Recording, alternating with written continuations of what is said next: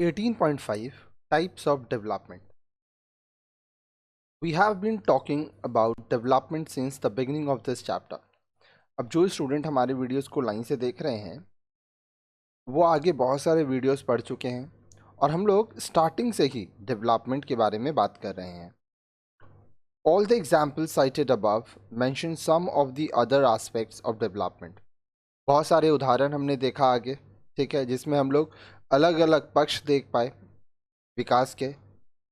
This section highlights the different types of development. अब ये जो है सेक्शन, ये जो वीडियो है वो अलग अलग विकास के जो प्रकार होते हैं उसके बारे में आपको बताएगा. तो आइए स्टार्ट करते हैं. सबसे पहले फिजिकल डेवलपमेंट, जिसको शारीरिक विकास कहते हैं. सूफी हैज़ टर्न टू. अब सूफी जो है वो 2 साल की हो गई है. She enjoys climbing up and down the stairs and uses crayons to scribble on the wall. अब देखिए, वो सीढ़ी चढ़ पाती है, सीढ़ी से उतर पाती है, उसको ये करने में बहुत मज़ा आता है. और दीवार में वो क्रेयॉन से कुछ भी दाग कर देती है, ठीक है, स्क्रिबलिंग कर देती है. बच्चों का आदत होता है वो रंग लेते हैं और उससे सब जगह रंग देते हैं. She is also able to do several other task. वो बहुत सारे दूसरे काम भी अब कर पाती है. Now you already know that there is an immense increase in Sufi's abilities. अब आप ये जान चुके हैं कि सूफी की जो क्षमताएं हैं, जो एबिलिटीज़ है, वो बहुत ज़्यादा बढ़ गई हैं. She is not only gaining height and weight, but is also able to walk, jump and make use of a spoon as well as crayons.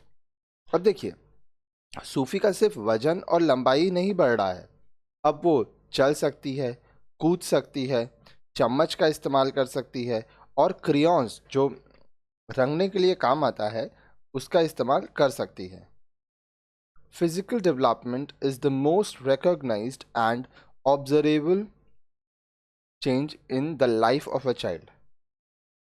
अब देखिए, जो शारीरिक विकास होता है वो आप देख सकते हैं, ऑब्जर्व कर सकते हैं, क्योंकि बच्चे की ज़िंदगी में ये बहुत ज़्यादा होता है, ठीक है. It includes gross motor skills such as walking, jumping, running, catching, and fine motor skills for painting, drawing, doing up buttons, using a spoon, and writing. अब देखिए, इसमें ग्रॉस मोटर स्किल्स होता है. मोटर स्किल्स में जैसे चलना, कूदना, दौड़ना, किसी चीज़ को कैच कर लेना, पकड़ लेना. और फाइन मोटर स्किल्स में आता है पेंटिंग करना, ड्राइंग कर पाना. हम लोग बच्चे को पेंटिंग करना, ड्राइंग करना, ये सब सिखाते हैं. फिर अपना बटन लगा पाना, उसके बाद चम्मच इस्तेमाल कर पाना, फिर लिख पाना. तो ये सब चीज़ें फाइन मोटर स्किल्स में आते हैं. This development is largely dependent upon the child's health and nutritional status. अब देखिए, ये जो डेवलपमेंट हो रहा है ये इस बात पर निर्भर करता है कि बच्चे का स्वास्थ्य कैसा है, उसको किस तरह का पौष्टिक आहार मिल रहा है. आगे देखिए, cognitive development. Sufi like her peers is a very curious child. अब देखिए, सूफी जो है वो बहुत ही क्यूरियस बच्ची है, वो चीज़ों को जानना चाहती है. She keeps exploring her environment to gain more knowledge about it. वह अपने वातावरण में जहाँ रह रही है चीज़ों को देखती है, उसको एक्सप्लोर करना चाहती है ताकि वो ज़्यादा से ज़्यादा चीज़ें सीख पाए, उसके बारे में जान पाए. She loves to play with toys and puzzles and other objects in her environment, which increases her cognitive abilities like thinking, reasoning, problem solving ability and memory development. अब देखिए, बच्ची खिलौनों से खेलती है, पजल से खेलती है और दूसरी चीज़ों से खेलती है जो उसके वातावरण में है, ताकि वह अपना सोचने का एबिलिटी जो होता है, reasoning abilities, problem solving ability और मेमोरी डेवलपमेंट कर पाए. Cognitive development focuses on how children learn and process information. अब देखिए, कॉग्निटिव डेवलपमेंट में क्या है, ये इस बात पर ध्यान देता है कि बच्चे किस तरह से चीज़ों को याद करते हैं, उसको कैसे समझते हैं, प्रोसेस कैसे करते हैं. As the child grows in age, they can understand their environment by using their sense, seeing, listening, touching, smelling, and tasting, registering information in their mind, and efficiently retrieving it from their memory. देखिए, जैसे जैसे बच्चा का उम्र बढ़ता है, वो अपने आसपास की चीज़ों को अच्छे से समझ पाता है, देख कर सुन वो चीज़ों को छू कर महसूस कर पाता है, स्मेल कर सकता है, सूंघ सकता है, चीज़ों का टेस्ट समझ पाता है, ठीक है। और वो अपने दिमाग में पहचान लेता है कि क्या चीज़ किस तरह से है, ठीक है। आगे देखिए,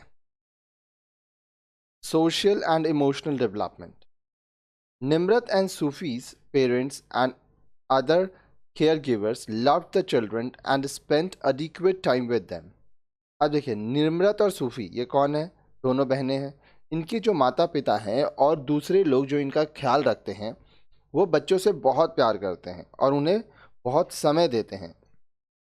Hence, the children feel very secure and show a sense of concern for the people around them.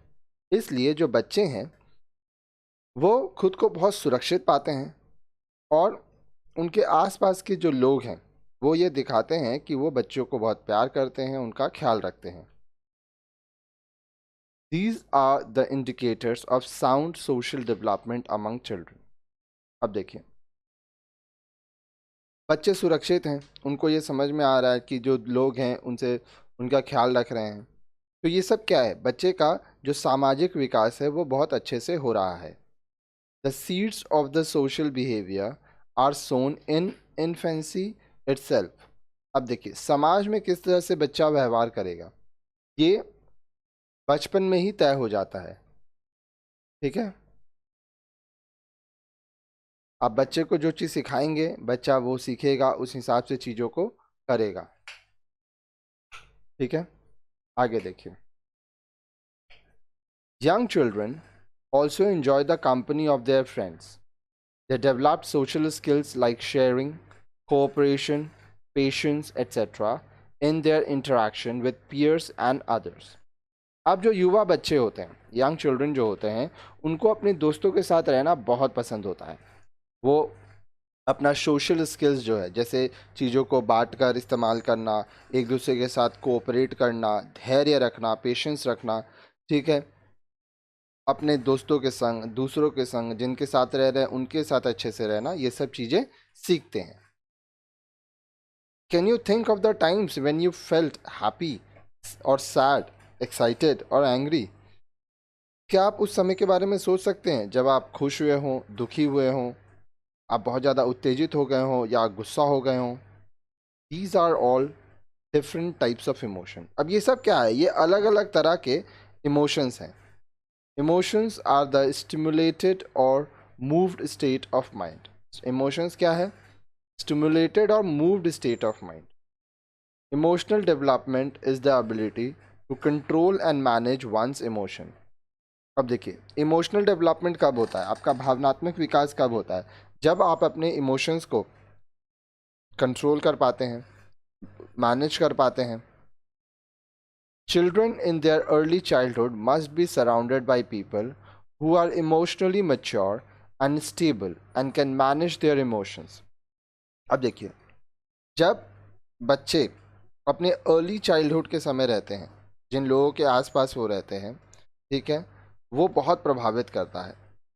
तो जो लोग उसके आसपास हों वो इमोशनली मैच्योर होने चाहिए, स्टेबल होने चाहिए.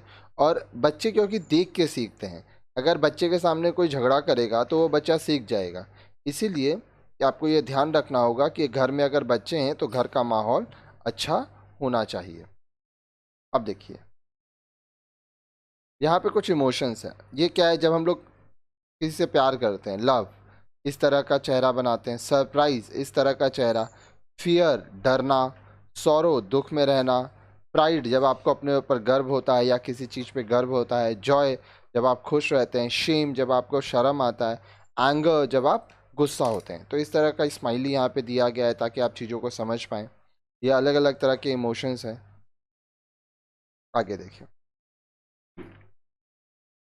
देखिए, do you know that anger can be controlled if you, क्या आप जानते हैं कि अगर आप गुस्सा हैं तो आप अपने गुस्से को काबू कर सकते हैं? कैसे करेंगे? Get some space, take a break from the person you are angry until your frustration subside a bit. अब देखिए, आप जिसके ऊपर गुस्सा है आप उससे कुछ पल के लिए थोड़ा दूर चले जाएं, ठीक है? तो इससे क्या होगा, आपको समय मिलेगा, आपका गुस्सा शांत होगा और आप उस व्यक्ति से लड़ेंगे नहीं, ठीक है? Think carefully before you say anything, otherwise you are likely to say something you will regret.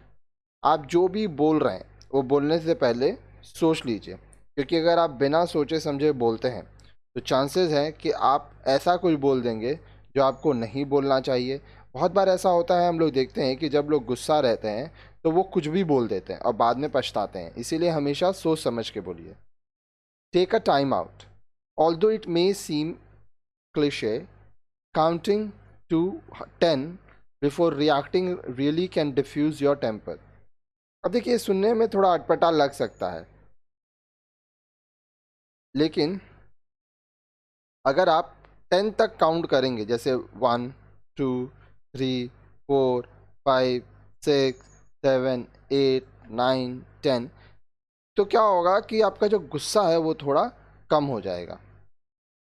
Use humour to release tension, lightening up can help diffuse tension. अब देखिए, आप थोड़ा ऐसे माहौल में जाइए जहाँ पे आप खुश हो सकें, हंस सकें, माहौल को थोड़ा टेंशन फ्री बनाएंगे तो झगड़े नहीं होंगे, आपका गुस्सा कंट्रोल में रहेगा। Identify solution to situation, instead of focusing on what made you mad, work with the person who angered you to resolve the issue at hand. अब देखिए, आपको ये देखना होगा कि जो समस्या हुई है उसका निवारण क्या है, सोल्यूशन क्या है। बहुत लोग क्या है कि इस चीज़ पे ध्यान देते हैं कि हम क्यों गुस्सा हुए। आप ठीक है, गुस्सा हो गए, आप ये ध्यान दीजिए कि आप अब कैसे उस चीज़ को ठीक कर सकते हैं। Practise relaxation skills, learning skills to relax and de stress can also help control your temper when it may flare up.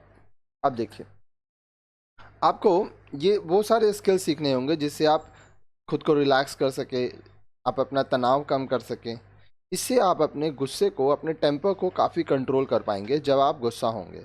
लोग मेडिटेशन करते हैं, ठीक है, तो आप योगा भी कर सकते हैं, तरह तरह के योगा आते हैं।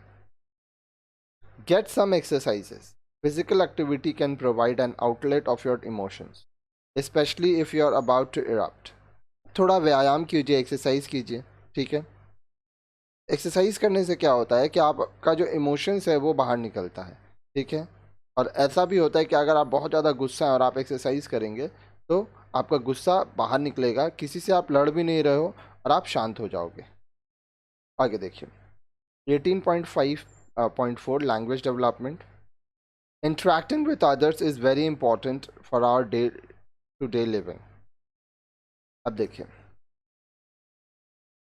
हर रोज़ हम लोगों से मिलते हैं, हमारे आसपास बहुत सारे लोग हैं, तो उनके संग हमारा बातचीत करना, इंटरेक्शंस बहुत ज़रूरी है। We all interact with each other through various methods of communication, that is writing, speaking, sign language, facial expressions, gestures and several art forms। अब देखिए, हम लोग आपस में बहुत तरह से बातचीत करते हैं, अपना बात रखवाते हैं, संप्रेषण करते हैं, कम्युनिकेशन करते हैं, लिख कर, बोल कर, साइन लैंग्वेज का इस्तेमाल करके जिसको संकेतित भाषा कहते हैं, उसके बाद फेशियल एक्सप्रेशंस बना के, इशारों में भी हम लोग बात करते हैं, अलग अलग तरह के गेस्चर्स बना के, और भी बहुत सारे आर्ट फॉर्म है जिसका हम लोग इस्तेमाल करते हैं। Language is an important medium of communication. It is a form of communication that uses words and symbols to express thoughts, desires and feelings. अब देखिए, लैंग्वेज जो है, भाषा, वो एक बहुत ही महत्वपूर्ण माध्यम है संप्रेषण का। ये एक ऐसा तरीका है जहाँ पे हम लोग शब्दों का इस्तेमाल करते हैं, सिंबल्स का इस्तेमाल करते हैं, ताकि हम अपने विचार को, अपनी इच्छाओं को, अपने भावनाओं को लोगों तक व्यक्त कर सकें। All the developments that you have studied in the section 18.5, that is physical, cognitive, social, emotional and language, is totally can be termed as overall development. अब यहाँ पे आप जितना भी डेवलपमेंट देखें, जैसे physical development, cognitive development, social development, emotional, language, ये जितना भी डेवलपमेंट है, विकास है, ये पूरे तरीके से अगर आप बोलेंगे तो इसको हम लोग ओवरऑल डेवलपमेंट कहते हैं और ये बच्चे में होना बहुत ज़रूरी है।